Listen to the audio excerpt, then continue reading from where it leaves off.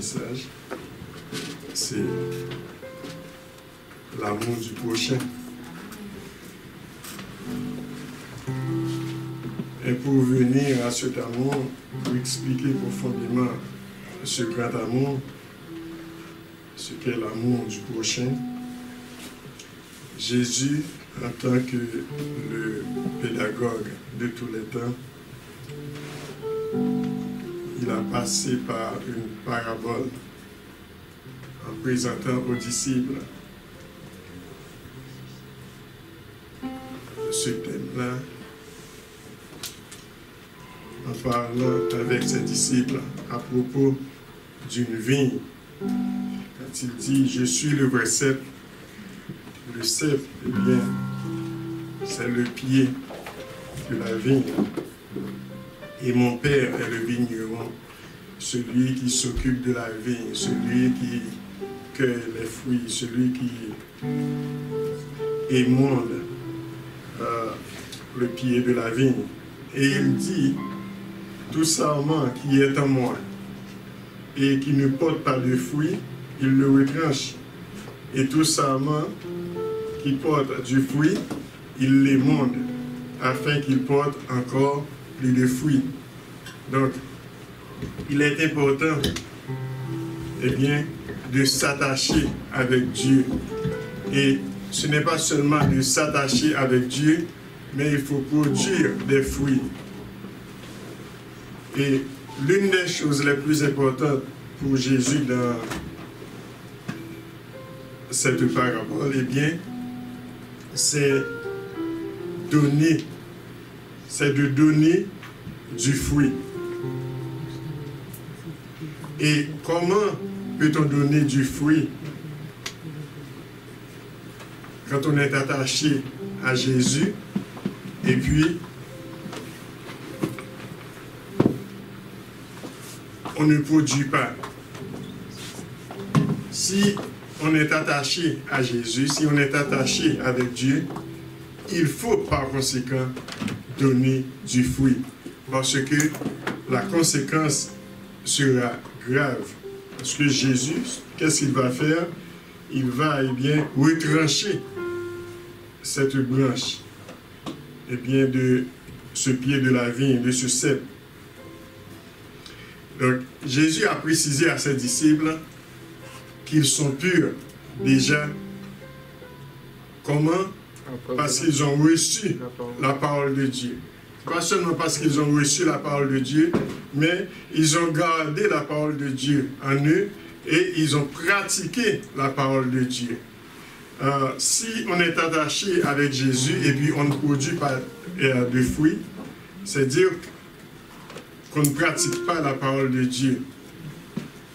Donc, Jésus a ordonné à ses disciples qu'il faut demeurer en lui. Demeurez en moi et je demeurerai en vous. Comme le sarment ne peut pas de lui-même porter du fruit, s'il ne demeure attaché au cep, ainsi vous ne le pouvez non plus si vous ne demeurez pas en moi. Donc si vous ne demeurez pas en Jésus, eh bien, vous n'allez pas porter du fruit. Je suis le cep, vous êtes les sarments. C'est-à-dire, Jésus est le pied de la vigne et nous autres, nous sommes les branches. Donc, si le pied de la vigne, il reçoit l'eau, il est arrosé et il a des sèves, il produit ses sèves dans ses branches, les branches là qui sont attachées à lui, eh bien, il sait déjà que rien n'est impossible à ces branches de donner des fruits. Parce que, selon que nous avions appris la semaine dernière, eh bien, comme par sa divine puissance, eh bien, Dieu nous donne tout ce qui contribue à la vie. Donc, ce pied de vigne, eh bien, il sait déjà qu'il donne à ses branches tout ce qui contribue à la vie, tout ce qui contribue à la vertu, tout ce qui contribue à la science, tout ce qui contribue à la tempérance, tout ce qui contribue à l'amour fraternel. Donc, par conséquent, rien ne peut se faire en cachette devant Dieu. Il sait tout. Il y a certains péchés qui se manifestent même avant qu'on les juge, a dit la Bible, mais il y a d'autres péchés qui se manifestent dans la suite. Jésus sait déjà que si on est attaché à lui, on doit, par conséquent, par le fait même, donner des fruits. C'est pour cela qu'il dit que si quelqu'un ne demeure pas en moi, il est jeté dehors, comme le sarment, et il sèche. Puis, on ramasse ces sarments, on les jette au feu et ils brûlent. Donc, même si on ne peut pas faire semblant d'être attaché avec Dieu, c'est soit que vous observez bon Dieu ou bien vous pas servir.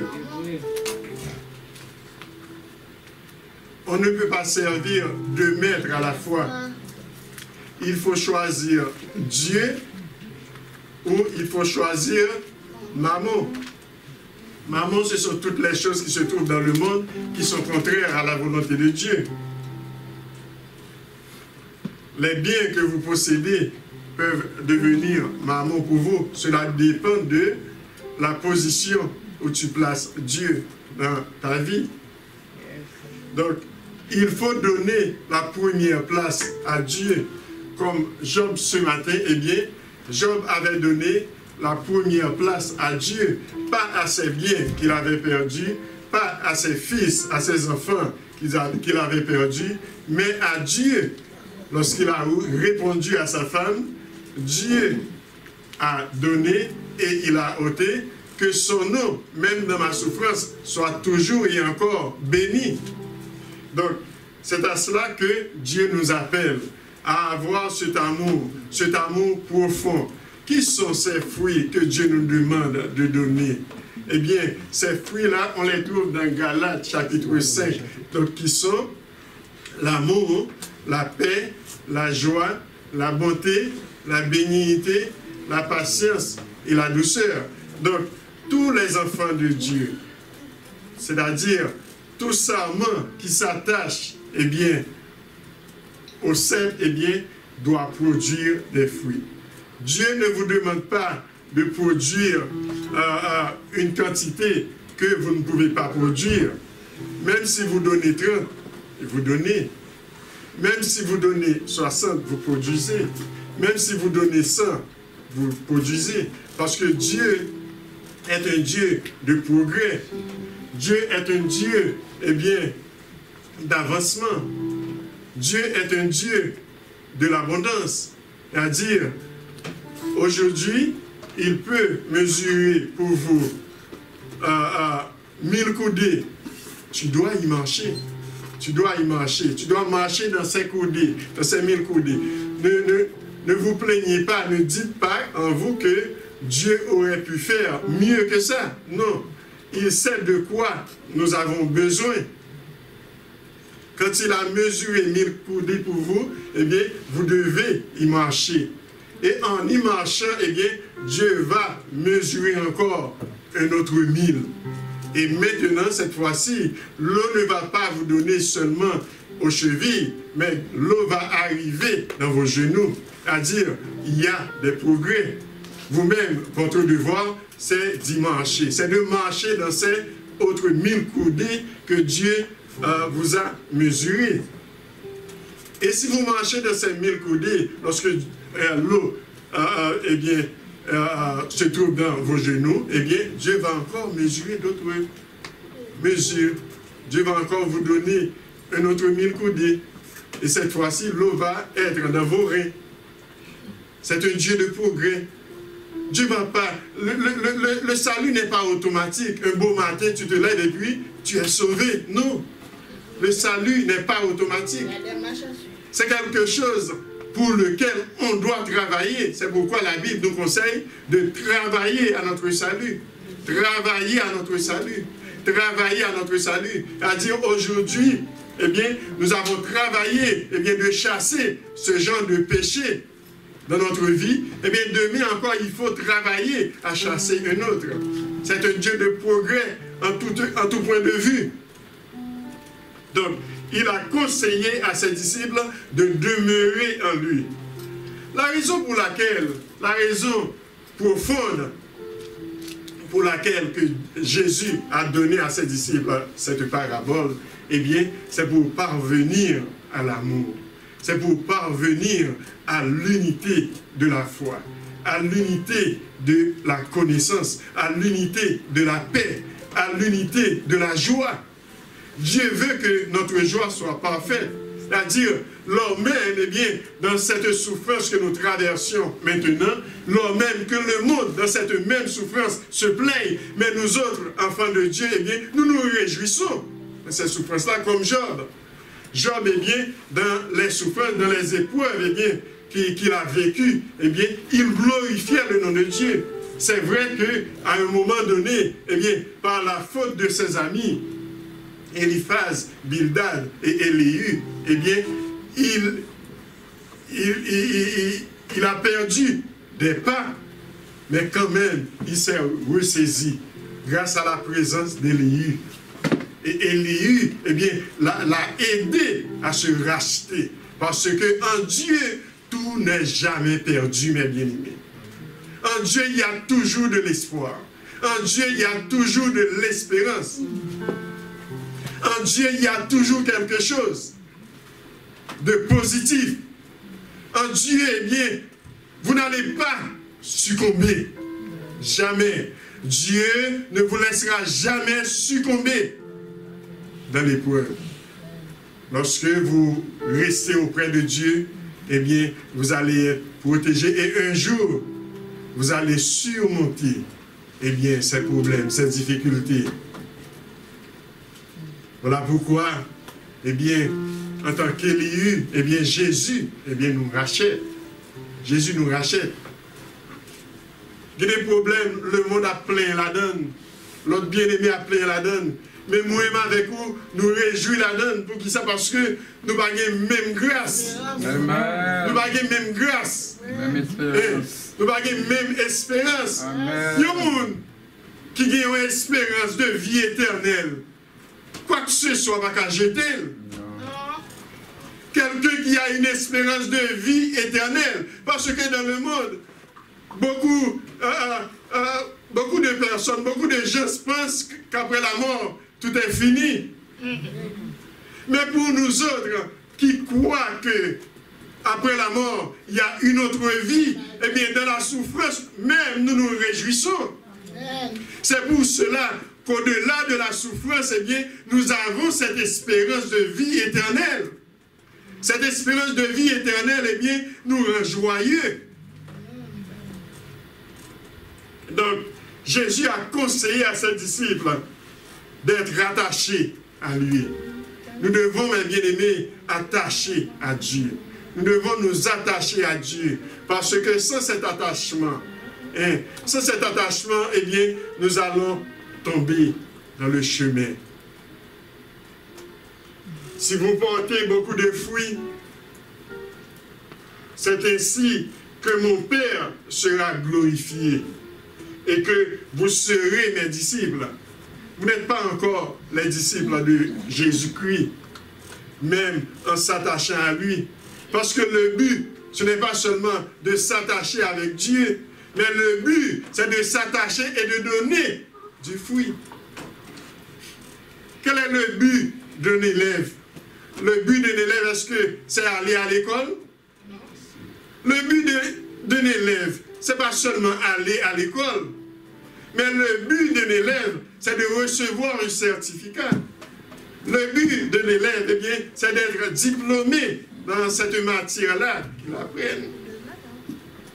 C'est ça le but. Aller à l'école, c'est un passage. Mais le but, c'est quand on vous donne, quand on vous remet le diplôme pour lequel vous travaillez, vous avez travaillé. Donc, comme le Père m'a aimé, je vous ai aussi aimé. Demeurez dans mon amour. Demeurez dans mon amour. C'est-à-dire, il faut posséder cet amour. Il faut posséder l'amour de Dieu en soi. comme le Père a aimé Jésus, eh bien Jésus, lui, de son côté, il nous a aimés de cette même façon. Eh bien nous autres, nous devons aimer nos prochains, nous devons aimer nos frères et sœurs de cette même façon, bien-aimés, sans rien manquer. Comme disait le roi Assuérus à Haman, tout ce que vous veniez de me dire, ne négligez rien de tout ce que vous m'aviez dit en ce qui concerne Mardochée. Donc, Dieu ne nous a pas négligés, mes bien-aimés. Imaginez un jour que Dieu nous néglige, mes bien-aimés. Le psaume 121 nous dit que Dieu, il ne sommeille, il ne dort. Imaginez que vous voyagez, vous conduisez, et puis le sommeil a emporté notre Dieu. Hein?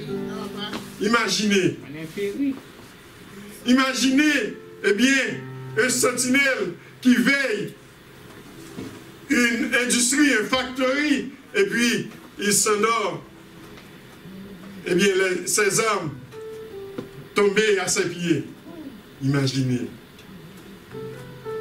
Imaginez quand vous dormiez, et puis Dieu, lui, le sommeil lui emporte. Hein? Toi, tu ne vas pas te réveiller. Donc, il faut demeurer dans l'amour de Dieu. La même mesure d'amour que Dieu a manifesté pour Jésus-Christ, c'est cette même mesure d'amour que Jésus-Christ, lui, de son côté, en a manifesté pour nous. Voyez à la croix, Jésus devait condamner ces gens-là, eh bien, qui lui ont causé la mort. Mais qu'est-ce qu'il a dit? Il a fait le contraire. Et il a demandé à son Père de leur pardonner. Pourquoi? Parce qu'ils ne savent pas ce qu'ils font. Et il y avait des hommes dans la Bible qui avaient cette même portion d'amour. Étienne, par exemple, ne leur imputez pas ce péché, car ils ne savent pas ce qu'ils font. David, par exemple, qui devait accepter que Joab, qu'Abishai détruise eh bien son fils Absalom.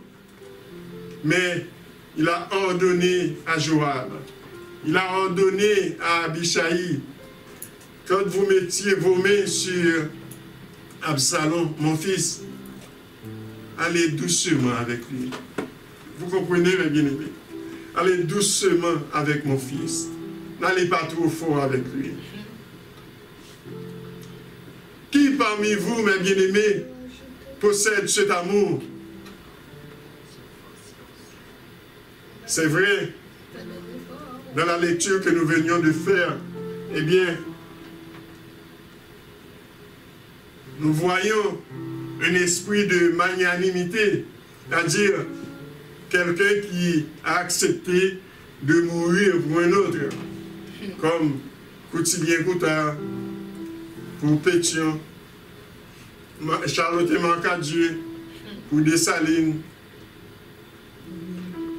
Mais nous avons quelqu'un, mes bien-aimés, qui est d'accord à mourir pour nous, pour vous et moi. Nous avions commis le péché. C'est nous qui devions, eh bien, prendre la mort. C'est nous qui devrions recevoir la mort. Mais au contraire, à cause de l'amour de Dieu, eh bien, il a fait de Jésus son Fils un péché pour qu'il le détruise à la croix. Et nous autres, pour nous donner la vie. Quelle magnanimité, quel amour. C'est un amour profond. Lui qui n'a point connu de péché, mais Dieu l'a fait devenir péché, afin de nous sauver de la mort, afin de nous délivrer des conséquences du péché. Il n'y a pas de plus grand amour que de donner sa vie pour ses amis.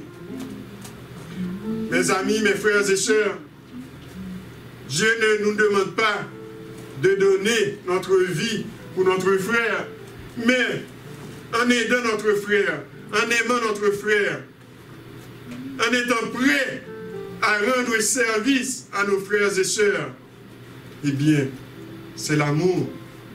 En manifestant la charité envers nos frères, c'est l'amour. Et la charité, mes bien-aimés, l'amour que nous manifestons pour nos frères, eh bien, cet amour, eh bien, il grandit. Il grandit. Cet amour grandit. Cet amour prospère. Au fur et à mesure que vous aimez quelqu'un, eh bien, au fur et à mesure que ce quelqu'un-là, cette quelqu'un-là, eh bien, va vous aimer aussi, mes bien-aimés. L'amour se nourrit de l'amour. L'amour se nourrit de l'amour. Si vous aimez quelqu'un, il va aussi vous aimer. Amen. Et même s'il ne vous aime pas, même si elle ne vous aime pas, il faut continuer à l'aimer. Parce que vous avez en vous la grâce de Dieu. Amen, amen. La grâce de Dieu que vous avez, cette portion de grâce que vous avez, assurément cette personne-là, eh bien, ne l'a pas encore. C'est pour cela, malgré que vous l'aimez, malgré que vous manifestiez eh bien, des œuvres d'amour envers lui, envers elle, mais elle, lui, eh bien, il se manifeste eh bien, des gestes de haine envers vous. Il faut continuer à l'aimer.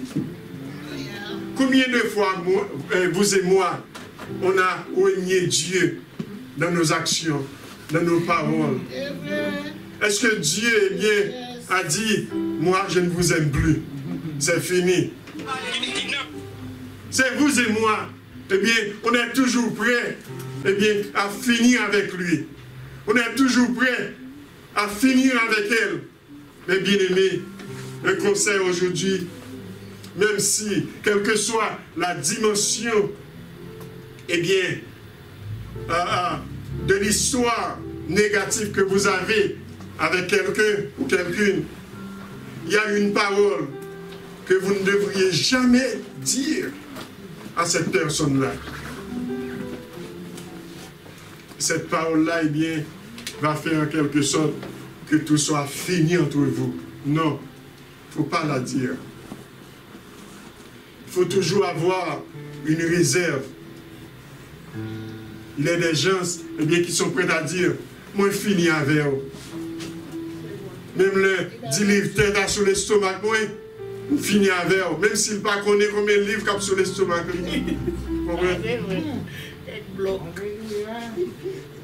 Et pas connaît si ce n'est pas dans l'homme, elle a mouru. Des gens qui ne savent pas où ils mourront, eh bien, face, eh bien, font de fausses promesses. Mais bien aimé, le but de cette parabole, de cette métaphore que Jésus a présentée à ses disciples, le cep, le vigneron, les sarments, eh bien, c'est pour montrer aux disciples d'où vient l'amour. L'amour vient de Dieu et l'amour passe par Jésus. Et cet amour, Jésus nous l'a transmis. Yes. Jésus nous l'a transmis par sa mort. Comme il nous l'a dit dans sa parole, par la bouche de l'apôtre Jean, Jean 3,16, car Dieu a tant aimé le monde qu'il a donné son Fils unique, afin que quiconque croit en lui ne périsse point, mais qu'il ait la vie éternelle. Dieu ne veut pas que nous périssions. Non, Dieu ne veut pas que nous périssions. Certaines fois, il y a le silence de Dieu. Mais cela ne veut pas dire pour autant que Dieu nous oublie. Même si Jésus dort dans la barque, ce n'est pas un sommeil profond. Au contraire, Jésus cherche à savoir quelle est la dimension de la foi de ses disciples. Dieu ne nous oublie jamais. Dieu ne nous abandonne jamais. Il nous a fait cette promesse. Je ne vous abandonnerai jamais. Je ne vous délaisserai jamais. Je serai avec vous tous les jours jusqu'à la fin du monde. Si Dieu nous a promis d'être avec nous tous les jours jusqu'à la fin du monde, pourquoi doutions-nous, mes bien-aimés? Pourquoi? Pourquoi ne manifestons-nous pas cet amour envers nos frères? Pourquoi ne manifestons-nous pas cet amour envers nos sœurs? Parce que Dieu est amour. Dieu est amour. Si vous vous approchez de Dieu, vous n'avez pas l'amour au cœur. Si vous n'avez pas l'amour de votre cœur, c'est peine perdue. Ne vous en approchez pas. Ne vous approchez pas de Dieu. Eh bien, si vous avez de la haine dans votre cœur, c'est pour cela, Jacques nous a dit que nous prions mal, parce que nous prions pour satisfaire nos propres désirs. Nous oublions nos frères de nos prières, nous oublions nos sœurs de nos prières, nous nous souvenons de nous-mêmes.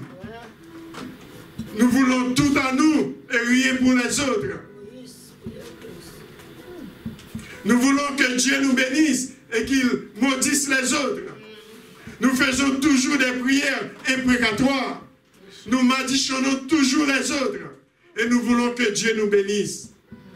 Nous voulons tout posséder. Et nous voulons que l'autre meure dans la pauvreté, dans l'oubli. L'amour du prochain consiste à aimer notre prochain. L'amour du prochain ne fait rien de malhonnête contre son prochain.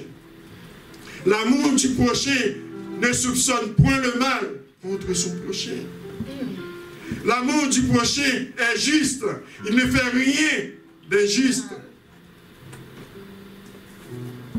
Notez que tout passera, mais l'amour de Dieu reste. L'amour de Dieu demeurera dans notre vie. Et même dans le royaume de Dieu, eh bien l'amour de Dieu sera manifesté, comme nous l'a dit l'apôtre Jean dans sa parole. Nous le verrons tel qu'il est. Nous serons semblables à lui. Pour être semblables à Jésus-Christ, il faut manifester cet amour que Dieu a manifesté en Jésus-Christ, son Fils, pour nous donner. Dieu nous a donné cet amour en son Fils Jésus-Christ. Donc il faut nous autres aussi, nous manifestions cet amour. Donc, aimez-vous, mes bien-aimés, comme nous l'a dit l'apôtre Pierre, aimez-vous ardemment les uns les autres de tout notre cœur. Il y a des gens qui aiment, mais qui aiment à moitié.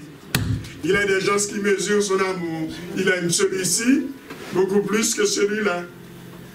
Il aime celle-là beaucoup plus que celle-là. Ça, c'est un amour. N'allez pas me dire, mais c'est un amour d'intérêt. Vous avez votre intérêt. Vous aimez pour intérêt. Et les amours d'intérêt ne durent pas. Les amours d'intérêt, ce sont des amours passagers. Vous aimiez votre mari, eh bien, pour ce qu'il possède. Vous aimez votre femme pour ce qu'elle possède. Et quand elle devienne, eh bien, quand elle deviendra, tant que nous on dit cocobé, et sur au pied, vous ne l'aimez plus. Vous ne sortiez plus avec elle. Quand elle commence à être vieillie, vous l'abandonnez. Quand il commence à être vieilli, quand il va à l'hôpital, tu l'oublies. Tu ne viens pas le voir. Il y a un avantage. Si vous avez votre famille aux maisons de soins de longue durée, à l'hôpital, il y a un avantage quand les employés remarquent que cette personne-là a des familles, des membres de famille qui la visitent. Il ou elle aura beaucoup plus de soins que ces gens-là qui n'ont pas de famille, qui les visitent. Ça, c'est un secret. Si vous voulez qu'on prenne soin de votre père à la maison de soins de longue durée, visite-le. Visite-le. Les employés verront à cette personne-là de la famille. Donc, il faut aimer abondamment. Vous vous souvenez de la parabole du bon samaritain? Comment le lévite a passé outre? Comment le sacrificateur a passé outre? Mais comment le bon samaritain, lui? Il était en voyage. les autres n'étaient pas en voyage. Les autres passaient, mais lui, il était en voyage. C'est-à-dire, il n'était pas comme les deux premiers. Il était en voyage, c'est-à-dire qu'il était occupé. Il devait être préoccupé par son voyage. Et il a tout mis en œuvre pour faire ce voyage. Mais voilà qu'il y a quelque chose qui vient de l'interrompre, d'interrompre ce voyage. Et il n'a rien dit, mais il a pris cet homme-là, blessé, le mis sur sa monture, le transporta, à l'hôtellerie, resté avec lui. Il n'a pas abandonné cet homme-là, ce blessé. Il a resté avec lui pendant un certain temps. Et puis, puisqu'il voyageait, il a demandé à l'hôtelier de prendre soin de cet homme-là. Et il n'a pas dit seulement de prendre soin de cet homme-là, il a payé à l'hôtelier de prendre soin de cet homme-là. Et il a promis de retourner. Voyez l'amour. Jésus n'est pas nous autres qui, en menant quelqu'un ou quelqu'une à l'hôpital, mon fort, et puis l'a oublié, l'a abandonné. Tu vois, Jésus a promis de retourner pour voir l'état de cet homme-là, de ce malade. Donc, nous autres, mes bien-aimés, nous devons manifester cet amour. Pendant que les autres aggravaient les plaies, lui, il banda les plaies. Pendant que les autres, appliquent du vinaigre, lui, il y versait de l'huile. Pendant que les autres méprisaient, lui, il le mit sur sa propre monture.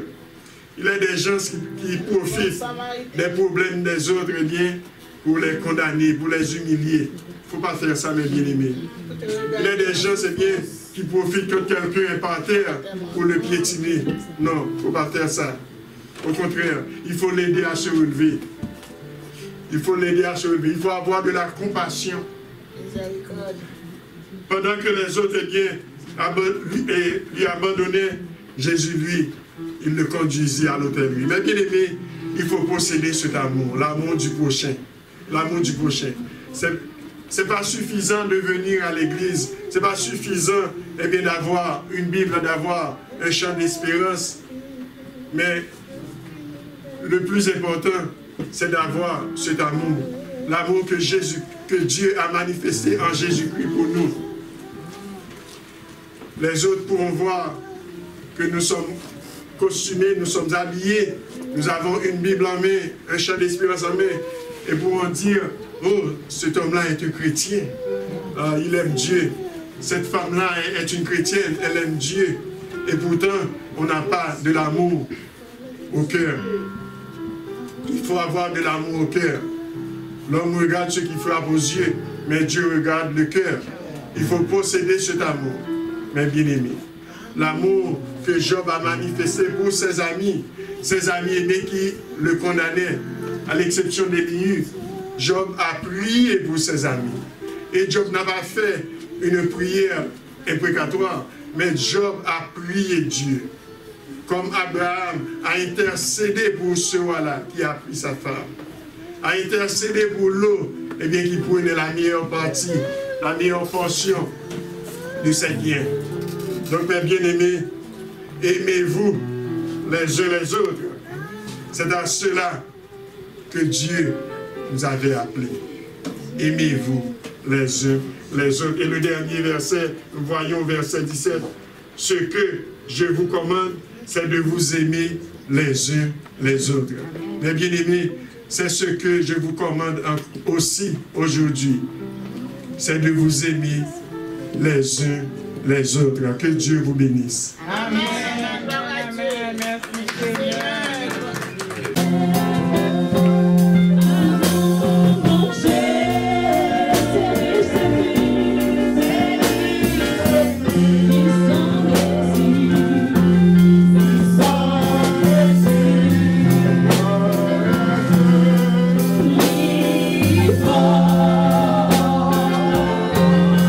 I know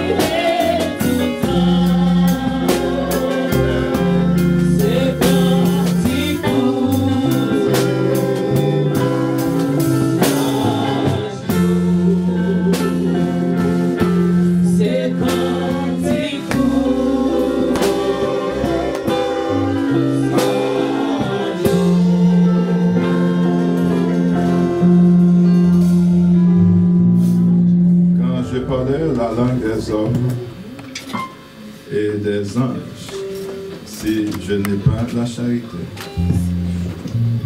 Je ne suis rien. Je ne suis qu'un airain qui résonne. Frères et sœurs, nous avons besoin de cet amour. L'amour divin. L'agapé. Ce n'est pas l'amour filial. Ce n'est pas l'amour érotique. Mais c'est l'amour divin. Remercions Dieu pour cet amour qu'il a témoigné pour nous. Jésus, dans Jean 13, il a manifesté son amour pour les disciples.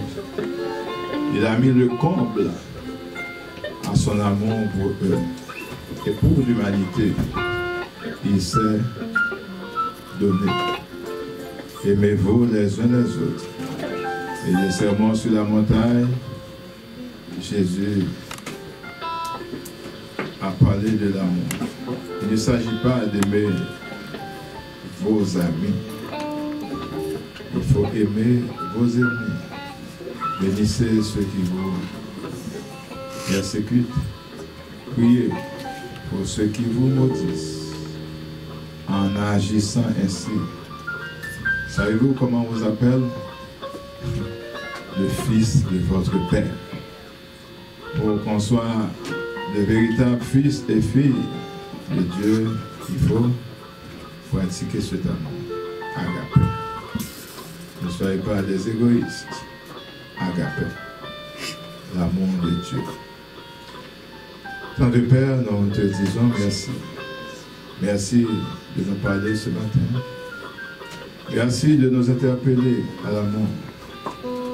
Seigneur, tu as pensé à nous. Il nous manque d'amour. C'est pourquoi il y a tant de conflits entre nous dans l'Église. Il y a tant de conflits dans les familles. Il y a tant de conflits dans le monde. Parce qu'il y a un manque d'amour, un manque d'affection. La haine, Seigneur, nous envahit. Éternel, l'orgueil prend trop de place. Ah non, nous te demandons ce matin de nous combler, Seigneur, afin de détruire l'animosité, la méchanceté, la rancune, l'orgueil, la haine, pour que nous soyons appelés fils de Dieu. Merci de nous garder en contact avec toi. Merci de nous garder en relation avec toi. Merci, Seigneur. Nous sommes les sarments. Tu es le vrai sel. Il n'y a pas de vie dans les branches. Si le tronc meurt, mais comme tu es vivant, cher Seigneur, nous avons la vie en nous. Et tu as fait de nous des pierres précieuses. Merci pour cet amour. Que Dieu vous bénisse, frères et sœurs, que Dieu vous aide, que Dieu mette en vous agapé.